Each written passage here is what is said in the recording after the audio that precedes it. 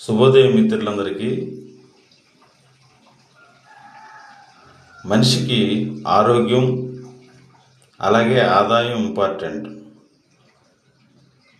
ఈ పర్పస్లో నేను ధన్వంతరి ఆయుర్వేదిక్ని ఫాలో అవుతున్నాను.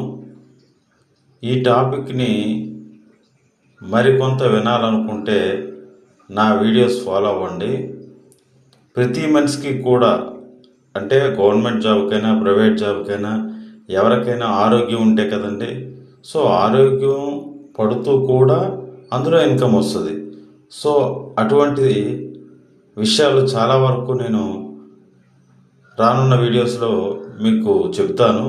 సో తప్పనిసరిగా నా ఈ ఛానల్ ఫాలో అవ్వండి. Good luck all, love you all. This is MBG Raju.